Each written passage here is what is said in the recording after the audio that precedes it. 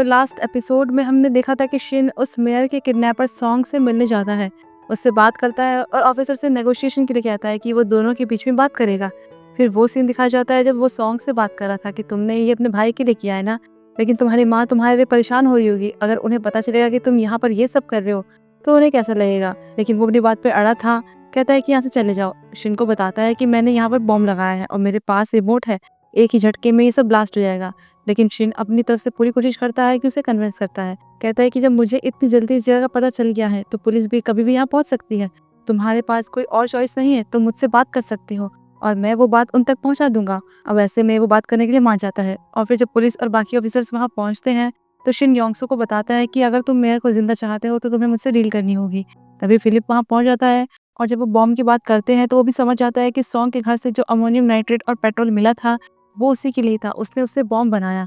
तब शिन योंगसू को पहले उनके लिए कुछ खाना लाने के लिए कहता है क्योंकि मेयर और सॉन्ग ने 24 घंटे से खाना नहीं खाया था। फिर खाना आने के बाद मेयर और शिन तो खा रहे थे लेकिन सॉन्ग नहीं खा रहा था। तो शिन उसे कहता है कि इतना सब कुछ जो चल रहा है तो तुम्हें उसके लिए खाना खाना पड़ेगा ना, एनर्जी चाहिए होगी ना।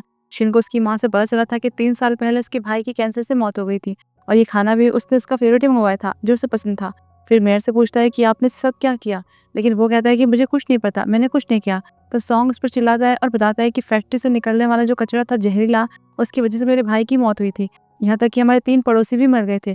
मतलब कि उसकी ये सब करने के पीछे असली रीजन ये था। तब शिन उससे बात करता है, पूछता है कि उसे क्या चाहिए।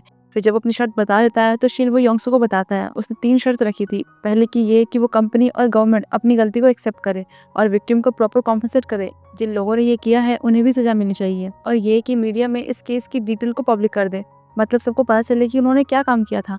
और अगर ये शर्त पूरी नहीं होती तो वो लाइव स्ट्रीम करेगा और बॉम्ब के साथ सब कुछ उड़ा देगा। तो योंगसू इसके लिए उसी एजेंसी से मिलता है लेकिन वो अपनी गलती नहीं मानते क्योंकि उनके हिसाब से तो जब उन्होंने सर्वे करवाया था तो सब कुछ नॉर्मल था, एनवायरमेंटल रिपोर्ट नॉर्मल आई थी और जिनकी मौत हुई थी उनसे सेटलमेंट कर लिया था। लेकिन उन्होंने सॉन्ग के भाई के लिए कॉम्पनसेट नहीं किया तो उस पर उनका ये कहना था कि वो तो फैक्ट्री के 1 किलोमीटर दूर थे तो उन्हें कैंसर हो गया, तो इसका मतलब ये थोड़ी कि वो फैक्ट्री की वजह से हुआ है और वो हर किसी को भी पैसे देते थोड़ी फिरेंगे। सॉन्ग बस उन पर फालतू इल्जाम लगा रहा है। और जिन 3 पड़ोसियों की उसने मरने की बात कही थी वो बूढ़े हो चुके थे, उनकी मौत नेचुरल थी। वो उसका इल्जाम भी हमारी फैक्ट्री पर लगा रहा है। वहाँ फिलिप शिन के उस हैकर दोस्त किम के साथ इसे ही इन्वेस्टिगेट कर रहा था। उन्हें पता चला था कि सॉन्ग के भाई के साथ साथ जिन 3 बूढ़े लोगों की मौत हुई थी उनकी ऑटोप्सी नहीं करवाई गई थी। तो उसे लग रहा था कि हो सकता है कि एजेंसी ने फैमिली का मुंह बंद रखने के लिए कोई सेटलमेंट किया हो। लेकिन सॉन्ग के भाई की ऑटोप्सी हुई थी और तब उसे कैंसर का पता चला, लेकिन उसके पास फैक्ट्री के खिलाफ कोई सबूत नहीं था क्योंकि फैक्ट्री के सर्वे में वहाँ का पानी और मिट्टी दोनों ही साफ निकले। और सॉन्ग वहाँ यही कह रहा था कि जब उन्होंने इन्वेस्टिगेशन की तो वो सब कुछ झूठ था। अगर उन्होंने फैक्ट्री नहीं बनाई होती तो ये सब नहीं होता और इसी मेयर ने इलीगली उसे अप्रूव किया था, तभी कंस्ट्रक्शन डिवीजन में था। और अभी वो जहाँ पर है पहले ये फ्री में उन्होंने एक स्मॉल बिजनेस बनाने के लिए दी थी, लेकिन बाद में इस जगह को छोड़कर उन्होंने एक बड़ा प्लान बना दिया। मतलब कि वो इस जगह पर इसलिए आया ताकि इस जगह को भी एक्सपोज कर सके। ये सब सुनकर तो मेयर उस पर चिल्लाने लग जाता है लेकिन शिन उसका मुंह बंद कर देता है और उसका फेस ढक लेता है ताकि वो सॉन्ग को भड़का ना दे। इस बीच सियोन एक पार्सल लेकर किसी मैडम जू के पास जाती है कि शिन ने उसे भेजा है और उसे शिन का एक मैसेज भी दिखाती है जिसमें लिखा था कि इस डॉक्यूमेंट को मैडम जू को डिलीवर कर देना। ये देखकर वो थोड़ा चौंक जाती है और जबकि वहाँ ब्लास्ट होने का टाइम नजदीक आ रहा था तब शिन सॉन्ग से बात करने की कोशिश करता है। सॉन्ग बताता है कि मैंने उस टाइम पर हर चीज़ ट्राई की थी, मैंने प्रोटेस्ट किया था, पुलिस के पास गया था, लेकिन कुछ नहीं मिला। तो अब ये सब करने के अलावा मेरे पास कोई ऑप्शन नहीं बचा है। तब शिन उसकी माँ के बारे में कहता है कि उन्होंने कौन सा पाप किया है, तुम उन्हें इतनी बड़ी सजा क्यों दे रहे हो, अगर उन्हें पता चलेगा तो उन्हें कितना दुख होगा, तुम्हारी वजह से वो अकेले जिएंगी। तो ये सुनकर तो वो रोने ही लग जाता है। इस बीच शिन ने अपने सारे लोगों को काम पर लगा दिया था कि वो लोग अपनी अपनी तरफ से सब कुछ पता करने की कोशिश करें। फिर बाद में जब योंगसू शिन से मिलने आता है तो पूछता है कि अब सब कैसा चल रहा है, मतलब अंदर की हालत क्या है। उसे भी लग रहा था कि सॉन्ग के भाई के साथ सच में बहुत ज़्यादा गलत हुआ है, लेकिन उसके भाई की मौत और फैक्ट्री का कोई डायरेक्ट लिंक नहीं था।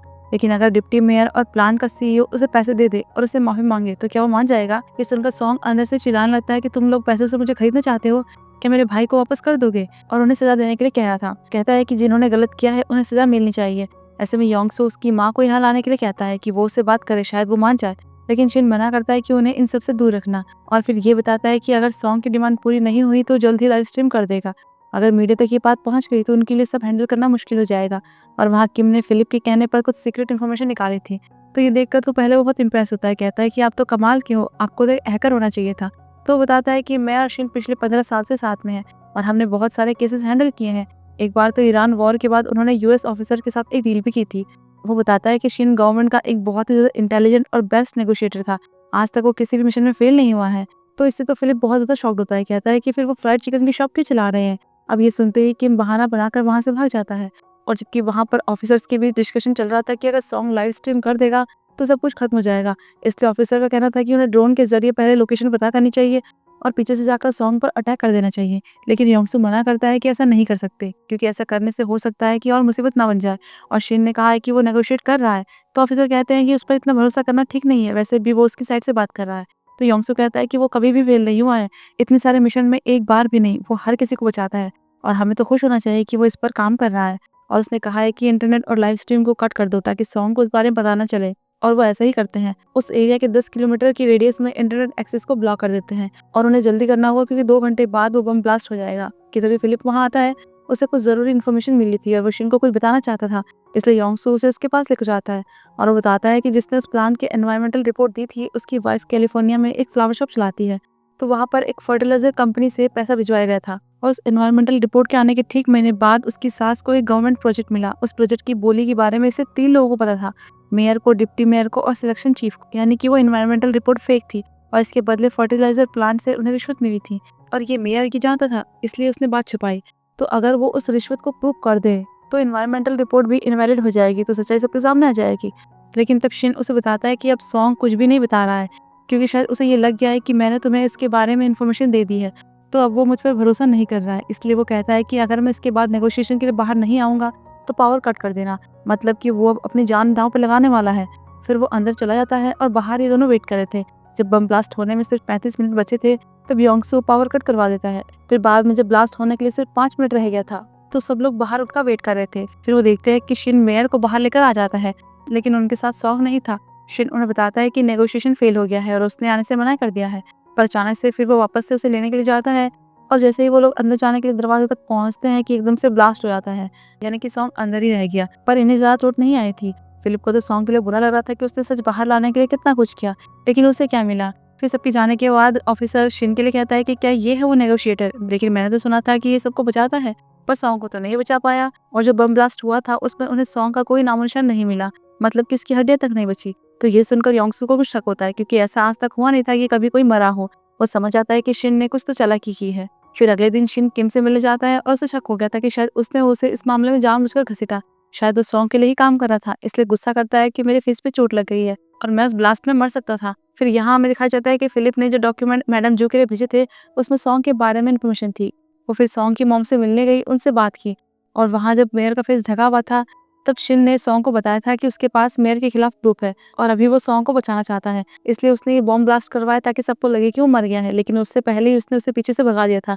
इसमें चोई ने उसकी हेल्प की, और जबकि दूसरी तरफ उसी टाइम पर शिन उसे बचाने की एक्टिंग कर रहा था।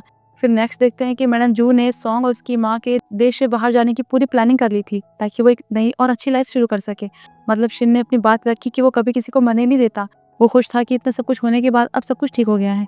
नेक्स्ट फिलिप को देखते हैं, वो सियोन के लिए कुछ बुक्स लेकर आया था क्योंकि वो उसे पढ़ाना चाहता था।